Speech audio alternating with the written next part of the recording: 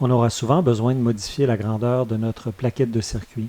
Pour y arriver, on devra changer de vue, donc se placer en Board Planning Mode afin de reconfigurer la surface. On pourrait agrandir ici légèrement et aller dans le menu Design, Redefine Board Shape. À partir de là, simplement redéfinir la ligne de contour de notre plaquette. Ici, je vais la réduire légèrement. Et le tour est joué, la plaquette a une nouvelle dimension. On devra se repositionner en vue 2D pour positionner les éléments. Les éléments sont maintenant presque tous positionnés sur la surface de la plaquette.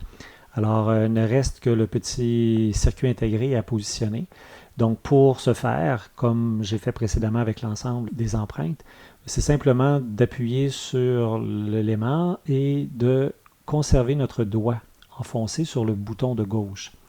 On va déplacer comme ça l'élément. On fait attention à ne pas tenter de traverser, ce qui sera impossible. Donc, traverser ou passer à travers les différents éléments. On devra faire le tour. Et on viendra simplement faire des rotations pour le positionner dans le bon sens et relâcher le bouton lorsque ce sera fait. On pourra aussi remarquer qu'il est possible d'inverser la position. Alors, je vais faire un agrandi ici pour qu'on le remarque bien. Donc, dans le cas de cet élément-ci, on sélectionne le composant complet. Et si je souhaite le voir apparaître sur l'autre face, je viendrai simplement éditer la propriété pour le positionner sur la couche du dessous plutôt que la couche du dessus. On voit que la référence s'est inversée, elle est maintenant en miroir parce qu'elle se situe sur le dessous de la plaquette. Dans la plupart des cas, on aura besoin de redéplacer en finale les éléments de la plaquette. Donc, les empreintes devront être positionnées légèrement. Souvent, pour y arriver, on devra retravailler avec une grille plus fine.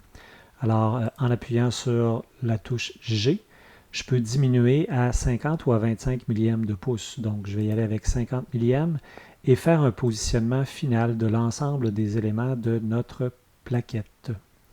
Donc, ici, je fais des déplacements qui me permettront de bien procéder au routage, donc au passage des fils éventuellement sur la plaquette.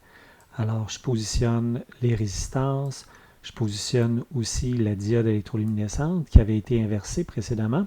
On va la repositionner sur la bonne couche, donc sur la couche top, parce que dans le cas de cette plaquette, tous les éléments devront être soudés sur le dessus. Et je compléterai comme ça en déplaçant le dernier connecteur juste ici.